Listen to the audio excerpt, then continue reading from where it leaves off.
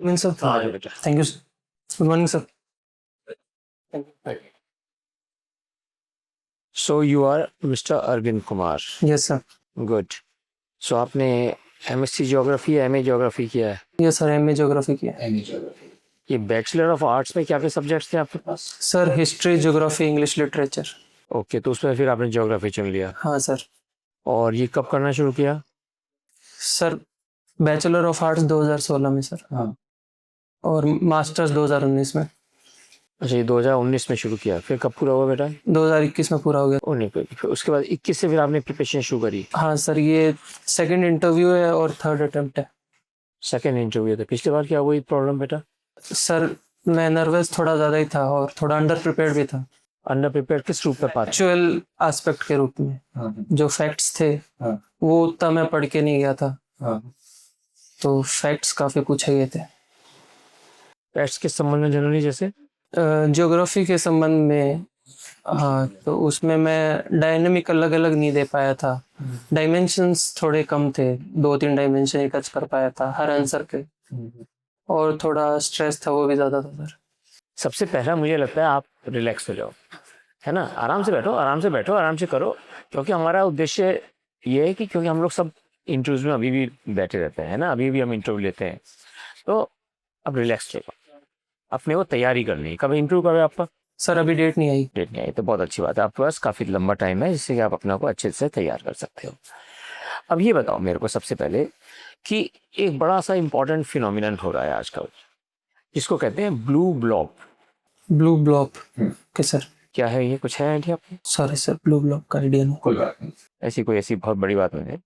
ये नर्डल्स जो है, नर्डल्स होते हैं ना, ये सॉरी सर, नर्डस नहीं पता। अभी 5-6 दिन पहले ही ये काफ़ी इम्पोर्टेंट न्यूज़ आइटम था। कोई बात नहीं, ऐसे कोई बहुत ज़रूरी नहीं है इन सब चीज़ों के बारे में आना। अब एक छोटी चीज़ अपन लेके चलते हैं। एक 2 महीने 3 महीने पहले एक बहुत ही इंपॉर्टेंट चीज़ न्यूज़पेपर सब में आई थी, चाहे वो राजदूत हो, चाहे राजस्थान पत्रिका हो, सब में वो ये था, आकाशीय नदी। वो यही क्या चीज़ थी? सर सॉरी सर, आकाशीय नदी का पता नहीं है। ये तो बिल्कुल बिल्कुल रिसेंट चीज़ है। अच्छा, ऑरोरा कैसे बनते हैं ये बताओ? जी सर। सर आकाश में मैग्नेटिक इलेक्ट्रॉनिक जो पार्टिकल्स होते हैं उनके टकराने से रोशनी प्रकट होती है, जिनको ऑरोरा माना जाता है। नहीं, किस जगह, किस कौन से, मतलब जमीन अपनी पृथ्वी से कितने ऊपर होते हो? सर एक्सोस्फीयर में होते हैं सर। हाँ, 30 से 40 किलोमीटर ऊपर हाँ, होते हैं। 30 से 40 किलोमीटर जी होते हैं। उसके अंदर अपनी सैटेलाइट्स होती हैं या नहीं? सर उसके अंदर मेरे हिसाब से होनी तो नहीं चाहिए, क्योंकि वहाँ पे डिस्टरबेंस होगा,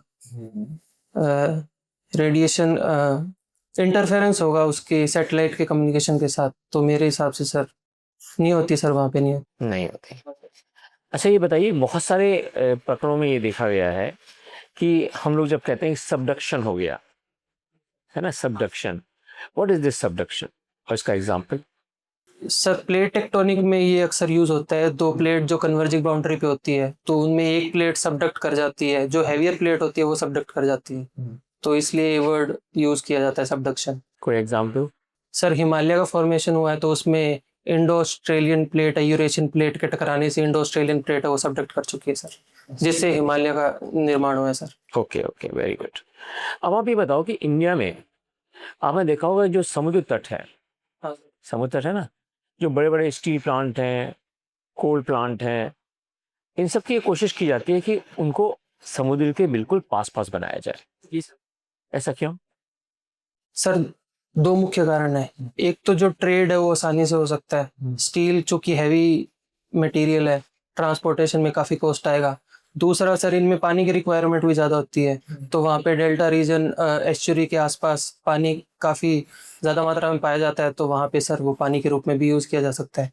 तीसरा सर, तटीय रीजन में सर स्टील के लिए जो आयरन यूज़ होता है वो भी वहाँ पे भंडारण काफ़ी ज़्यादा है, तो इस कारण भी सर। अच्छा, राजस्थान में सेम की प्रॉब्लम क्या होती है? सेम कहते हैं, सेम की समस्या आपके एरिया में ज़्यादा है, सेम की समस्या, तो ये क्या है?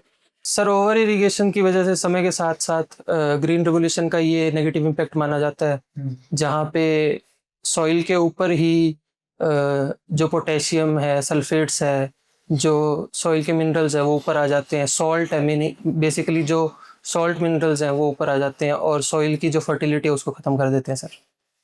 अच्छा, आजकल एक बड़ा एक इम्पॉर्टेंट फिनोमिनन और पूरे वर्ल्ड लेवल पे कहा गया कि methane it has prove to be a very dangerous gas. जी सर। मीथेन एमिशंस के लिए इसके लिए एक स्पेशल प्रोग्राम भी चलाया गया है, मार्स, इसको कहते हैं मार्स, MARS। सो ये मीथेन क्या, कहाँ से आ रही है और क्या नुकसान करती है? जी सर। सर एग्रीकल्चरल वेस्ट के रूप में भी मीथेन गैस निकलती है। राइस, जब राइस की खेती होती है तो मीथेन निकलता है। उसके अलावा जो इंडस्ट्रियल प्लांट्स है वहाँ से मीथेन का उत्सर्जन काफ़ी होता है। और सर जो व्हीकुलर एमिशन है सर, उससे भी सर मीथेन का उत्सर्जन है सर वो होता है सर, जिसकी वजह से ग्लोबल वार्मिंग है वो बढ़ती है और क्लाइमेट चेंज जैसी घटनाएं देखी जाती है सर। अच्छा, एक बात बताओ कि दिल्ली के अंदर बड़ा पॉल्यूशन चल रहा है ना, और AQI चल रहा है 450 से ऊपर, तो बहुत ही ज़्यादा हार्मफुल है हेल्थ के लिए। हम तो उससे केवल 200 किलोमीटर दूर हैं, तो फिर हमारे यहाँ ऐसा क्यों नहीं हो रहा? सर मुख्य कारण जो है वो वहाँ का जियोग्राफिकल क्षेत्र ऐसा बना हुआ है कि उसके चारों तरफ का जो क्षेत्र है वो थोड़ा ऊंचाई में है और दिल्ली कंपैरेटिवली थोड़ा नीचे की तरफ है। दूसरा कारण सर वहाँ पे जो व्हीकुलर एमिशन है वो थोड़ा ज़्यादा है, पॉपुलेशन डेंसिटी है वो भी ज़्यादा है। हमारे यहाँ पॉपुलेशन डेंसिटी और व्हीकुलर एमिशन, इंडस्ट्रियल प्लांट्स इतने नहीं है। और तीसरा वो NCR क्षेत्र होने के कारण वहाँ पे पराली जलने की वजह से भी सर उस जगह पॉल्यूशन सर ज़्यादा हो जाता है सर। अच्छा चलो, अब एक डिफरेंट तरह का एक क्वेश्चन पूछना चाहता हूँ मैं कि राजस्थान के कोई मुझे 3 स्ट्रेंथ और 3 वीकनेसेस बताओ। जी सर। सर पहली स्ट्रेंथ है हमारे पास एनर्जी मिनरल्स है यहाँ पे, नेचुरल गैस, पेट्रोलियम वगैरह, और मिनरल्स भी मिलते हैं हमारे यहाँ पे। अरावली को स्पेशली म्यूजियम इंसाइक्लोपीडिया कहा जाता है मिनरल्स का। दूसरी strength sir cultural heritage Rajasthan का वो काफ़ी अच्छा है, जिसमें टूरिज्म है विभिन्न विभिन्न प्रकार के। तीसरी स्ट्रेंथ सर यहाँ की सर तीसरी स्ट्रेंथ एग्रीकल्चर भी अच्छा है सर यहाँ पे। ये वो स्ट्रेंथ नहीं, that is not the strength. हाँ, सर तीसरी strength sir, sorry sir Aravalli wild life sanctuary sir काफ़ी है तो वो माना जा सकता है। वो तो टूरिज्म का पार्ट हो गया, आपने बता रही है। और सर तीसरी स्ट्रेंथ सर में ओके, 3 वीकनेसेस बताओ। सर डेजर्टिफिकेशन पहली वीकनेस। दूसरी जो इंडस्ट्रीज है उतना ग्रो नहीं कर पा रही जितनी। वो तो वीकनेस का रिजल्ट है, वो तो किसी वीकनेस का रिजल्ट होगा ना वो तो बेटा। तो दूसरा सर एजुकेशन के मामले में हम थोड़े उतने विकसित नहीं है, अच्छी यूनिवर्सिटीज़ नहीं है।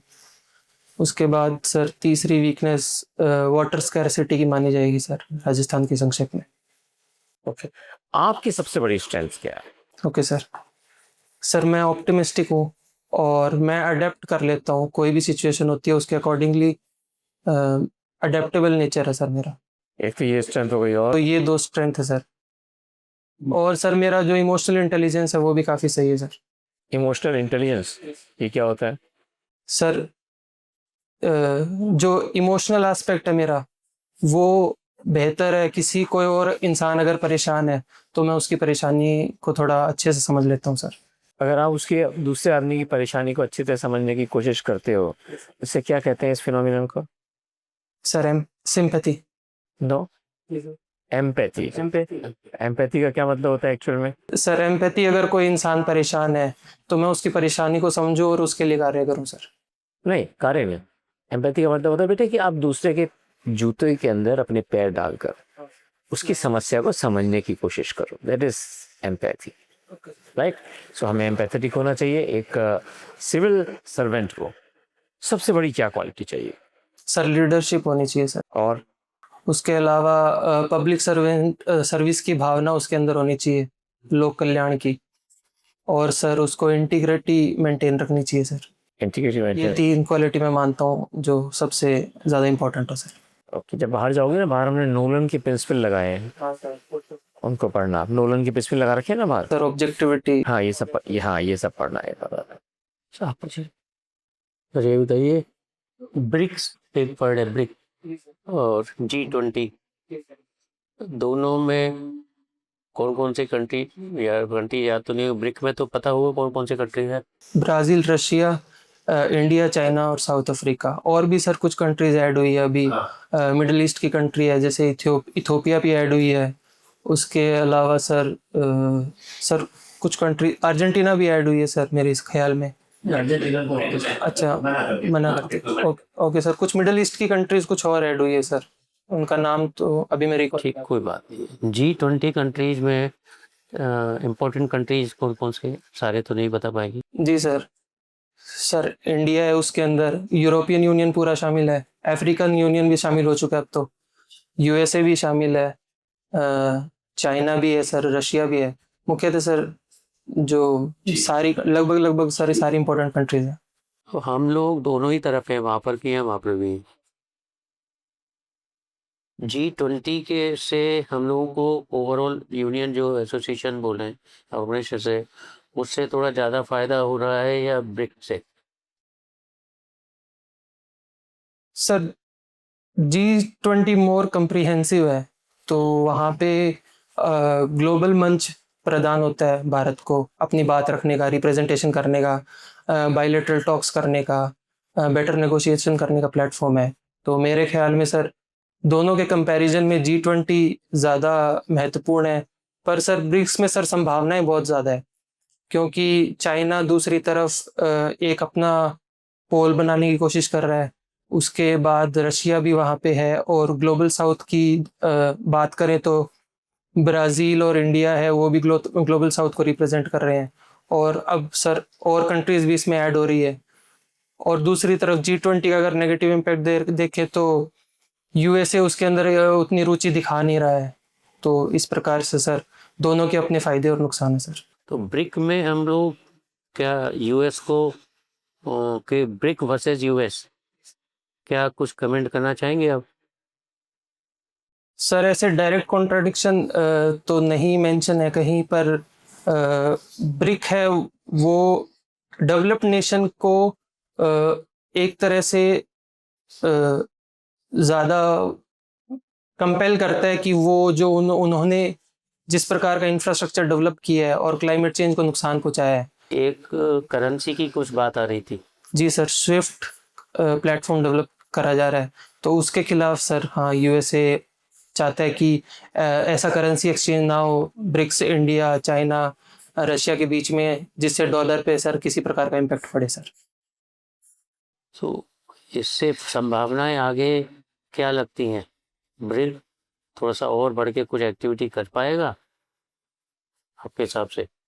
सर अभी पूरे वर्ल्ड की सर डॉलर पे निर्भरता कुछ ज़्यादा ही है, तो अभी नियर फ्यूचर में तो मुश्किल है। पर जिस प्रकार इंडिया ने अभी रशिया के साथ भी करेंसी एग्रीमेंट किया है, जहाँ पे रुपी और रूबल का भी एक्सचेंज होगा, तो इंडिया इस तरफ सर ज़रूर अपना ध्यान है सर वो आकर्षित कर रहा है।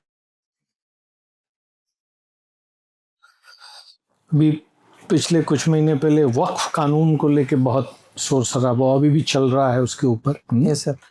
उसमें एक टर्म आई थी वक्फ वाई यूजर, ओके सर। है ना? वक्फ समझते? हाँ सर, वक्फ समझता हूँ। तो उसमें था मतलब उपयोग के आधार पर या उपयोगकर्ता के आधार, वक्फ वाई यूजर। Yes sir. ये समझा सकते हैं क्या इसका आशय है? सर अभी पूरी तरह तो क्लैरिटी नहीं है, पर जितना मैं अभी मुझे याद है उतना मैं सर आपको बता। हाँ बताओ। सर जो प्रॉपर्टी यूज की जा रही है एज ए वक्फ पहले से काफी टाइम से, उसको वक्फ के अंडर माना जाएगा सर। सर मेरे अनुमान में वक्फ वाई यूजर ये माना जाएगा, ये देखना है उसको वक्फ वाई यूजर कहेंगे वो बस है। माना जाएगा तो लीगल चीज हो जाएगी। Okay sir. है ना? ओके, उसको दोनों को पढ़ना, उसको समझना। सर मैं देखूंगा सर। अभी कुछ दिनों पहले सर्वोच्च न्यायालय ने आरावली को लेकर कोई निर्णय का जिक्र आया है ना? हाँ सर। अरावली के बारे में, तो क्या क्या उसकी मुख्य बात जो जिसको अखबारों में हाईलाइट किया गया, और अगर वो निर्णय लागू हो गया तो उसका पर्यावरण पर या ये रेगिस्तानीकरण पर क्या इसका प्रभाव पड़ेगा? सर सुप्रीम कोर्ट ने अभी डिफाइन किया है अरावली को कि कोई भी अरावली है जो सरफेस लेवल से 100 मीटर की हाइट पे है तो उसको अरावली माना जाएगा। और मुख्यतः जो हाईलाइट हुआ है मामला वो ये है कि ऐसी अरावलियां 8.7% ही अरावली रेंज का पार्ट बनाती है। अच्छा। तो लोगों का ये कहना है कि इससे पर्यावरण को ज़्यादा नुकसान होगा, डेजर्टिफिकेशन है वो ज़्यादा फैलेगा और माइनिंग होगी।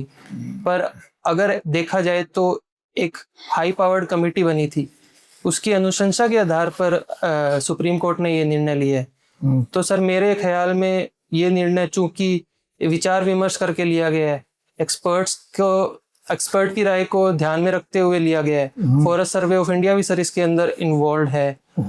तो मेरा मानना है सर कहीं ना कहीं ये इसमें जो फैक्ट्स है वो पूरे क्लियर नहीं है, क्योंकि सुप्रीम कोर्ट ने ऐसा भी बोला है कि जो भी माइनिंग होगी वो देहरादून का एक इंस्टीट्यूट है वो डिसाइड करेगा जो भी पैमाने होंगे माइनिंग करने के, और जो भी नई लीज दी जाएगी उनको भी पूरा जो इन्वायरमेंटल इम्पैक्ट असेसमेंट है उसको ध्यान में रखते हुए ही स्टेप्स उठाने हैं।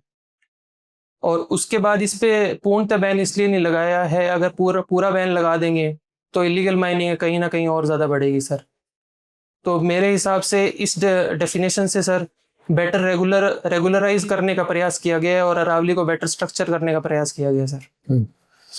अभी एक सीली सेड नाम 2-3 दिन पहले अखबारों में आया है। जी सर। किस संदर्भ में आया है? सर इसको रामसर साइट के तौर पे राजस्थान की 5वीं रामसर साइट तौर के रूप में ऐड किया गया सर। क्या होती है रामसर साइट? सर 1971 में एक कन्वेंशन हुआ था ईरान के रामसर शहर में, जहाँ पे जो भी वेटलैंड्स है जो वेटलैंड्स इम्पोर्टेंट है और जो अभी क्लाइमेट चेंज या किसी भी कारणवश जिन पे थोड़ा सेंसिटिव इकोलॉजी होने के कारण सर वो खतरे में एंडेंजर्ड है, उनकी रक्षा करने के लिए ये रामसर कन्वेंशन हुआ था, जहाँ पे साइट्स रिकॉग्नाइज की जाती है, वेटलैंड साइट्स रिकॉग्नाइज की जाती है और उनका संरक्षण किया जाता है सर। देखिए जो ये वायु गुणवत्ता सूचकांक होता है ना, इसमें कलर कोडिंग स्कीम होती है। जी सर। वो उसके बारे में कुछ बताएं, क्या कलर स्कीम होती है इसमें? जी sir. Sir colour coding scheme रखने का उद्देश्य ये है जो लिटरेसी जिनके पास नहीं है, लिटरेट नहीं है, वो कलर देख के अंदाजा लगा सके। क्या है कुछ डार्क ग्रीन कलर 0 से 50, फिर 51 से 100 तक ग्रीन कलर, फिर ऐसे ही आगे क्रमबद्ध में sir yellow colour, orange colour, red colour और डार्क रेड कलर है सर 450 के बार तक सर। जी सर। आपने एकता नगर का नाम सुना है? एकता नगर। सॉरी सर मेरे ध्यान में नहीं आ रहा। ओके। सरदार पटेल की जो मूर्ति है कहाँ बनाई गई है? सर साबरमती तट के किनारे बनाई गई। तो ठीक है, तट तो नहीं है तो वहाँ पर ही उसी जगह को ना, मतलब एकता ओके देखना आता है, एकता नगर का नाम आता है ना। चलिए लास्ट प्रश्न बताइए कि अदालतों में मुकदमे बहुत हैं। हाँ सर। पेंडेंसी बहुत ज़्यादा है। जी सर। तो आप क्या सुझाव देंगे कि ये अदालतों का भार कम हो और आमजन को न्याय तीव्रता से मिले? क्या करना चाहिए, क्या योजना बनानी चाहिए? सर जो मुझे लगता है सबसे कारगर हो सकता है वो मीडिएशन को और बढ़ाया जा सकता है। जिस प्रकार लोक अदालत है, ऐसे ही मोबाइल लोक अदालत है सर, उनका सुचारू रूप से यूज करना चाहिए। ठीक है। तो जो पेंडिंग केस है वो सोल्व हो जाएंगे। और ट्रिब्यूनल के जो फैसले हैं उनको मेरे हिसाब से थोड़ा और सशक्त करना चाहिए ताकि वो ज़्यादा चैलेंज ना हो ऊपर के कोर्ट में, उधर ही उनका निवारण ज़्यादा हो जाना चाहिए सर। और तीसरा है कि जो मुवक्किल है वो सरकार के द्वारा ऐसा कोई स्कीम लानी चाहिए जहाँ पे एक आम इंसान के ऊपर किसी प्रकार का इकोनॉमिकल बर्डन महसूस ना करे वो कोर्ट की तरफ जब वो रुख करे सर। तो ये 3 सुझाव है सर। ये क्या सुझाव होगा आर्थिक, ये बताएं इसके बारे में कि केस तो मुवक्किल का, उसमें सरकार क्या करेगी इसे? सर अगर आपको दे दिया जाए लागू करने के लिए तो आप इसमें क्या चीज करेंगे? जी सर। सर ऐसी स्कीम बनाई जा सकती है जिसके अंदर जो एलएलबी किया हुआ छात्र है वो चूंकि समझ रखता है कोर्ट्स की, सर उसको अपॉइंट किया जा सकता है एज ए रिप्रेजेंटेटिव ऐसे लोगों का जिनके पास सर पर्याप्त पैसे नहीं है सर। मतलब कानूनी सहायता फ्री में दे दे। हाँ सर, फ्री लीगल एड हो जाए सर। ठीक।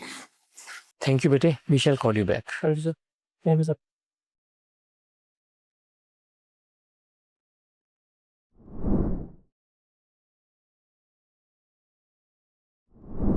बेटा आप ये बताओ कि कैसा लगा आपको अपना इंटरव्यू? सर एवरेज था, मुझे तो एवरेज लगा। एवरेज। सर डायमेंशन ज़्यादा नहीं बता पा रहा था और आवाज़ थी सर, वो ऐसे आवाज़ में नर्वसनेस लग रही थी। अब आवाज है तुम्हारी ठीक, कुछ समय तो है ये तो मेन चीज ये ध्यान रखिएगा ना, ठीक है? देखो बेटा ऐसा है कि ये जो इंटरव्यूज होते हैं ना, इसके अंदर केवल नॉलेज की परख नहीं होती केवल। जैसे आपने मान लीजिए शुरू के मेरे 3-4 क्वेश्चन नहीं बताए, कोई ऐसी बात थोड़ी है। हर आदमी को सब कुछ नॉलेज होने की जरूरत नहीं है, हो भी नहीं सकती किसी को, सब कुछ हो ही नहीं सकता किसी को भी पता। तो एक तो उस चीज़ से घबराना नहीं चाहिए, नहीं दे पाए तो नहीं दे पाए। क्योंकि मैंने देखा आपने उन जब आंसर नहीं हुए ना वो, तो आप थोड़े से डाउन हुए। जरूरत नहीं है, क्योंकि हर नया क्वेश्चन आपकी नया इवेल्यूशन करा रहा है, ठीक है ना? क्योंकि आपकी सहायता करने बोर्ड जो होता है, देखो एक बात ही ध्यान रखना, ये पुराना ज़माना नहीं है। अब क्या है कि हम चाहते हैं कि आपको हेल्प करें, जो आपको आता है उससे आपका एग्जामिनेशन करें। तो जो नहीं आता उसके बारे में आपको अटकाने का क्या फ़ायदा भाई? ये ऑब्जेक्टिव थोड़ी है हमारा, आपको हराने का थोड़ी ऑब्जेक्टिव है। ऑब्जेक्टिव ये है कि आपके को जितना आता है वो कितना अच्छा एक्सप्रेस कर सकते हैं, बढ़िया कर सकते हैं। अर्थात बोर्ड को कैसे आप अटेंटिव रखकर, खुद अटेंटिव रहकर बोर्ड को भी अटेंटिव रखें। हाँ यार क्या बोल रहा है बच्चा, मतलब आपको ऐसा लगना चाहिए हमारे चेहरा देख के, yes they are interested in me. हमें भी आपका चेहरा देख के लगना चाहिए कि हाँ इस बच्चे के अंदर कुछ है, अंदर से आग है, ये वाकई में सिविल सर्विसेज को क्लियर करना चाहता है, पोटेंशियल कैंडिडेट है ना, पोटेंशियल कैंडिडेट, ऐसा ये पिक्चर निकल के आनी चाहिए। तो अब आपको इसके अंदर अपने थोड़े से नॉलेज बेस को बढ़ाइए, otherwise you have very good personality, very good language, communication skills वगैरह सब बहुत अच्छी हैं आपके, बट डेप्थ ऑफ नॉलेज उसको बढ़ा। करंट और सब्जेक्ट दोनों ही? नहीं, सब्जेक्ट का देखो इतना जरूरी नहीं है, क्योंकि ज्योग्राफी है ना, इसलिए क्या होता है कि दूसरे आदमी का मन कर जाता है। मन मतलब जो और कोई सब्जेक्ट तो हम नहीं पूछे, लेकिन जब ज्योग्राफी की बात आती है, because this was your subject in exam also, है ना? और आपका ऑप्शन भी है, ऑप्शन मीन्स आपने एमए भी किया है उसके अंदर। अब क्या है कि राजस्थान की ज्योग्राफी ये अच्छी तरह आनी चाहिए बेटा, है ना? और human geography, economic geography, physical geography, तीनों। तो राजस्थान की ज्योग्राफी अच्छी कर लो, ये पक्का क्वेश्चन पूछे जाएंगे आपसे कि साउथ में क्या हो रहा है, नॉर्थ राजस्थान में क्या स्थिति है, नॉर्थ ईस्ट क्या है, कौन कौन से स्टेट्स हैं, कहाँ सांभर लेक है, तो दूसरी और ऐसी कहीं लेक है क्या जहाँ पर कि सॉल्ट ऐसा इस तरह से इकट्ठे हो सकते हैं। बेसिकली जो ज्योग्राफी ऑफ राजस्थान है उसको आप अच्छे से कर लो। अब इंटरव्यू कब है आपका? सर अभी डेट नहीं है। नहीं, बहुत बढ़िया आपका इलाका है। तो आप राजस्थान की 100% ज्योग्राफी को इसे पूछा जाएगा, क्योंकि क्या होता है कि और सब्जेक्ट के बारे में नहीं पूछता आदमी, लेकिन जब ज्योग्राफी आती है तो उसको लगता है मैं भी जानता हूँ। जो मेंबर्स वो बैठे होते हैं ना, उनको भी लगता है अरे तो हम भी जानते हैं ज्योग्राफी के बारे में, तो उसको एक जनरल सब्जेक्ट बना के वो क्वेश्चन पूछने लग जाते हैं आपसे, और है भी जनरल सब्जेक्ट की। तो अपने को ज्योग्राफी का बहुत सॉलिड तैयार कर लेनी चाहिए, एक चीज़। दूसरा, आपको करंट इवेंट्स को क्रिटिकल इश्यूज में कन्वर्ट करना आना चाहिए। क्या होता है इसका मतलब? एनालाइज करना, क्यों है, क्या है। हाँ, मतलब क्या कि जैसे मान लीजिए करंट इवेंट्स दे दिया आपने, 1 दिसंबर से ले लो, 1 दिसंबर से करंट इश्यूज ले लो, रोज उठाना शुरू करो, और उन करंट इश्यूज को आपने एक कागज पे नोट कर लिया है यहाँ पर। अब उससे संबंधित थियोरिटिकल कंसेप्ट क्या है वो निकाल के लिखो उसके नीचे। समझते हो आपने क्या बता? दूसरे से फर्क, अपने दूसरे से अच्छे नंबर लाने हैं ना, कि सब जो कर रहे हैं वो कर रहे हैं, वो नंबर आने वाले थे। तो अपन को क्या करना है, जैसे आपने एक न्यूज़ आइटम पढ़ा, ले लिए, A4 साइज पेपर ले लिए, न्यूज़ आइटम को यहाँ पर लिखा, वो ये है इसके अंदर तथ्य, ये लिख दिया इसके अंदर। अब आप लिखिए कि इसके कॉरस्पॉन्डिंग कंसेप्ट क्या है, जिससे जो नेक्स्ट क्वेश्चन पूछते हैं ना आपसे, वो उतने पढ़ाने से आपका आंसर आए जितना आपने उसको पहले हिस्से को बताया क्वेश्चन के। तो उसके लिए जरूरी यही है कि ये सेंटेंस मेरा याद रखना, करंट इश्यूज को क्रिटिकल इश्यूज में कन्वर्ट करो। और क्रिटिकल इश्यू का मतलब होता है कि आप जो करंट इशू है उसके अंदर थ्योरेटिकल कंसेप्ट्स को जोड़ रहे हो। अब जैसे ब्लू ब्लॉक है, अब ब्लू ब्लॉक तो आपको आना ही चाहिए था, क्योंकि इतना भी न्यूज में आ रहा है।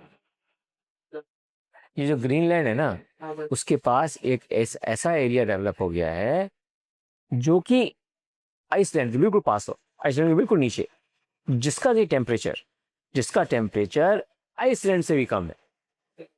सो उसके यहाँ पर आइस कम पिघल रही है। So this is very unusual phenomena. तो टेम्परेचर बढ़ने के कारण तो आइस पिघल रही है सब जगह, हाँ, वहाँ नहीं पिघल रही, तो दिस इज अनयूजुअल थिंग और न्यूज में बहुत आ रहा है। तो मैं आपको एक सजेशन देता हूँ, हमने भी अपनी लाइब्रेरी में मंगा रखा है, आपको एक मैगजीन आती है डाउन टू अर्थ, पता है ना आपने? हाँ सर, सुना हुआ, नाम सुना हुआ, पढ़ी नहीं सर। नहीं, अब इसको तो पढ़ना ही पड़ेगा, चारों छोकर पतली सी वेब से आती है, बहुत ही बारीक सी पतली वेब आती है। या बाहर निकलोगे आप इनसे पूछना है, दे देंगे आपको, आप उस पर लाइब्रेरी में बैठ के पढ़ना, नोट्स बना लेना। डाउन टू अर्थ आपकी जिंदगी बनेगा इस इंटरव्यू के अंदर। ये मेरे वर्ड्स याद रखिए कि राकेश वर्मा सर ने ये बताया था मुझे इंटरव्यू में। अरे ये तो मेरे से क्वेश्चन ही सारे डाउन टू अर्थ से पूछ लिए, समझे ना?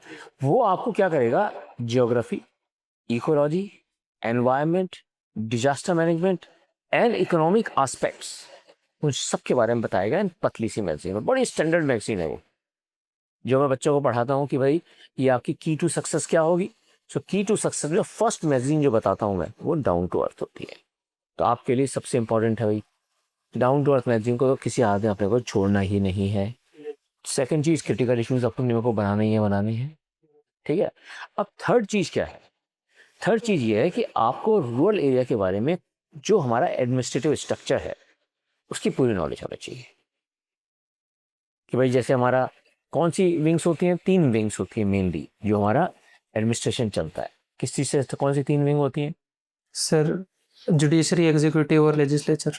नहीं, वो तो अलग हो गया। मैं कह रहा हूँ कि जो विलेज लेवल से और डिस्ट्रिक्ट लेवल तक जो एडमिनिस्ट्रेशन चलता है, उसमें 3 एडमिनिस्ट्रेशन की 3 विंग्स काम करती हैं। कौन कौन सी? पटवारी। पटवारी विंग नहीं है, विंग बताओ क्या क्या हुआ। Sir, district. एक तो हो गई राजस्व विंग, रेवेन्यू डिपार्टमेंट। एक रेवेन्यू विंग डिपार्टमेंट है, एक रेवेन्यू विंग हो गई, और ग्राम पंचायत। डेवलपमेंट विंग हो गई, वो डेवलपमेंट विंग है। और तीसरी पुलिस वाली। ओके सर, गाँव।